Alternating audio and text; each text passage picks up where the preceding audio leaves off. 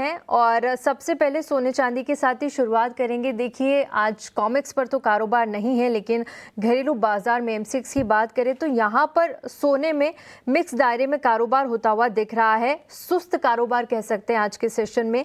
Gold फिलहाल 1,35,192 के level पर कारोबार कर रहा है। नए साल में अब हम आ गए हैं और अब यहाँ से आगे की ही बात की जाएगी। तो सबसे पहले मनोज सर, मैं आपके पास आना चाहूंगी। सोने के लिए आप नए साल में क्या नए टारगेट्स देख रहे हैं? आगे सोने की चाल यहाँ से कैसी दिख रही है आपको? हाँ, सबसे पहले तो आपको और सारे व्यूवर्स को नववर्ष की बहुत बहुत शुभकामनाएं और आशा करते हैं कि नववर्ष सबके लिए मंगलमय हो। जहां तक सोने का सवाल है तो गत वर्ष हमने सोने में अच्छे रिटर्न्स यहाँ पे बनते हुए देखे हैं और ना सिर्फ सोना बल्कि दोनों ही प्रीशियस मेटल्स ने काफी बेहतर रिटर्न्स जो है निवेशकों को वर्ष 2025 में दिए हैं।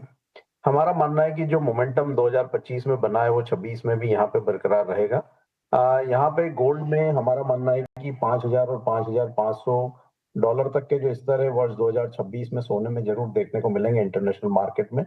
उस लिहाज से भारतीय बाजारों में भी यहाँ पे 1,50,000 से 1,60,000 तक के स्तर वर्ष 2026 के दरमियान देखने को मिल सकते हैं।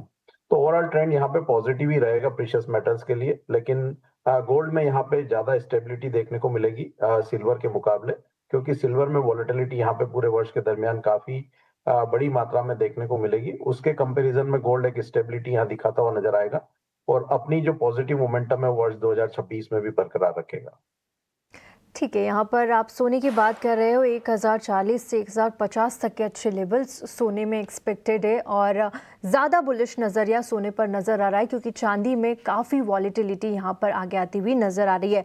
भूपेश जी, आपकी क्या राय होगी जिस तरह से इतने सारे जियोपॉलिटिकल कंसर्न्स यहाँ पर बन रहे हैं फिर से, और उम्मीद भी है कि आगे फेड यहाँ पर रेट कट कर सकता है? उन सभी तमाम मुद्दों के चलते हुए सोने में आगे के क्या टारगेट्स होंगे और कौन सी बड़ी रैली आप यहां से देख रहे हैं आगे इस साल के लिए?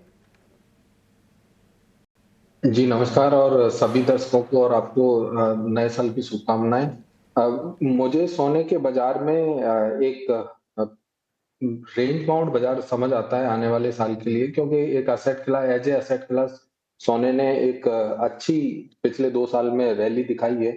और ये जो रैली आई है तो सामान्यतः मुझे लगता है कि जो एफआईआईज या बड़े इन्वेस्टर्स हैं वो सोने से निकलकर कहीं किसी दूसरे एसेट क्लास में शिफ्ट होते हुए दिखेंगे। तो एक सोने में मॉडरेट रिटर्न संभावित रहेगा, जो कि अभी जैसे करंट भाव पर सोना 4,330 के आसपास है इंटरनेशनल, तो यहाँ से बाजार अपसाइड में 4,650, 4,750 और नीचे की बात करें तो नीचे में 4,050 और 3,850 तक के लेवल संभावित रहेंगे। वहीं अगर चांदी चांदी की बात करें तो चांदी में वॉलेटिलिटी ज्यादा रहेगी कंपैरेटिव टू गोल्ड, और चांदी की जो संभावना रहेगी वो नीचे में बात करें तो 192 172 के आसपास रहेगी लेवल्स, और अपसाइड की बात करें तो 2,52,000 2,75,000 तक के संभावित रहेंगे। तो कुल मिलाकर बाजारों में लोअर बैंड पर खरीदारी की सलाह ही रहेगी। जो लोग विशेषकर इन्वेस्ट करना चाहते हैं उन लोगों को बाजार में खरीदारी करनी चाहिए लोअर बैंड पर जब भी बाजार मिलते हैं। जी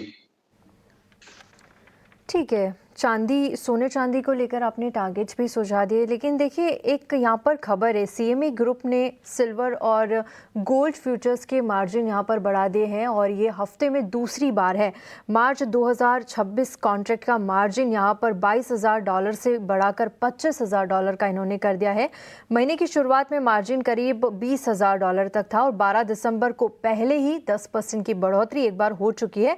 कुल मिलाकर 25% की यहाँ पर एक बड़ी बढ़ोतरी होती हुई नजर आई और ये मार्जिन्स अब नए साल में हम देख रहे हैं सोमवार से लागू होंगे और कीमतों में भारी उतार चढ़ाव की वजह से मार्जिन में दूसरी बार बढ़ोतरी का ये फैसला ग्रुप की तरफ से लिया गया। इस खबर के बाद किस तरह से आप इम्पैक्ट देख रहे हैं, क्योंकि देखिए ये दूसरी बार है, इसका कितना इम्पैक्ट हमें सोने और चांदी में आते हुए देखेगा मनोज सर? देखिए यहाँ पे ये हम कह सकते हैं कि एक रेगुलर प्रोसेस होता है रिस्क मैनेजमेंट का, और उसको ध्यान में रखते हुए यहाँ पे एक्सचेंजेस और रेगुलेटर जो है समय समय पे कदम उठाते हैं। जिस तरह की वॉलेटिलिटी हमने पिछले कुछ दिनों में यहाँ पे प्रीशियस मेटल्स में देखी है, और ना सिर्फ प्रीशियस मेटल्स बल्कि हमने इंडस्ट्रियल मेटल्स में भी काफी ज्यादा वॉलेटिलिटी देखी है, तो उसी के मद्देनजर यहाँ पे जो इंटरनेशनल एक्सचेंजेस और जो भारतीय एक्सचेंजेस है वो यहाँ पे मार्जिन को लगातार रिव्यू कर रहे हैं, ताकि रिस्क मैनेजमेंट जो है वो वहाँ पे इंश्योर हो सके और कोई भी यहाँ पे जो ट्रेड है वहाँ पे कोई डिफ़ॉल्ट ना हो, उसको ध्यान में रखते हुए हमने देखा है कि जो मार्जिन है वहाँ पे बढ़ोतरी की जा रही है। और अगर यहाँ पे आने वाले समय में वोलेटिलिटी जो है वो फिर से स्क्वीज़ होती है, तो फिर से यहाँ पे हम देखेंगे कि जो रेगुलेटर्स यहाँ पे एडिशनल मार्जिन इम्पोज़ कर रहे हैं, वहाँ पे फिर से जो है मार्जिन में कटौती भी देखने को मिल सकती है। तो ये एक मार्केट का रेगुलर प्रोसेस है, जब कोई बड़ी वोलेटिलिटी मार्केट में होती है, तो समय-समय पे एक्सचेंजेस और रेगुलेटर इस तरह के कदम उठाते हैं। लेकिन हमारा मानना है कि आगे अगर यहाँ पे वोलेटिलिटी आने वाले समय में कम होती है, तो ये मार्जिन वहाँ पे फिर से एक बार निकल भी सकते हैं। ठीक है, समय-समय पर रेगुलेटरी इस तरह के एक्शन लेती है जब ज़्यादा वॉलेटिलिटी उन्हें मार्केट में नज़र आती है।